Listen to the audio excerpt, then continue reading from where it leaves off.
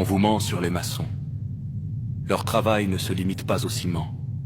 Et ce qu'ils construisent réellement, personne ne veut que vous le sachiez. On voit de plus en plus de maçons infiltrer les livestreams, les réseaux sociaux, et créer des chaînes où ils exposent leurs risques, où ils glorifient leur art de bâtir. Mais la vérité, c'est que leur maçonnerie ne se limite pas à la pierre et au ciment. Derrière leur construction se cache un savoir ancien, une connaissance profonde du monde et de ses fondations.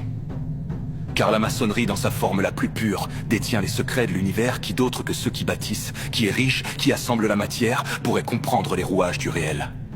Qui est le grand architecte, sinon celui qui dicte les lois de la structure, celui qui impose l'ordre à la poussière? La vérité, c'est que ces maçons, arrivés à un certain niveau, savent. Ils savent qui est leur maître, qui est leur dieu.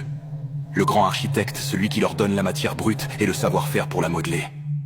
Mais ce que les autres ignorent, c'est que cet architecte n'est autre que le porteur de lumière, celui qui éclaire les hommes à travers la pierre, celui qui leur donne le feu du progrès, tout en les enfermant dans une cage de béton.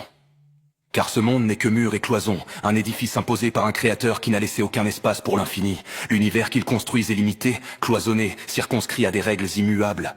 Et les hommes, prisonniers de leur propre bâtisse, ne réalisent pas que la véritable lumière ne se trouve pas dans la pierre, mais en eux. Voilà ce que les maçons ne diront jamais.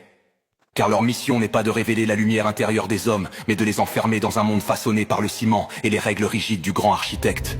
Ils construisent des murs, dressent des tours, pavent des routes, mais ces routes ne mènent qu'à un seul endroit, un univers fini, limité, où la véritable divinité de l'homme est enterrée sous les fondations d'un monde qu'ils croient maîtriser.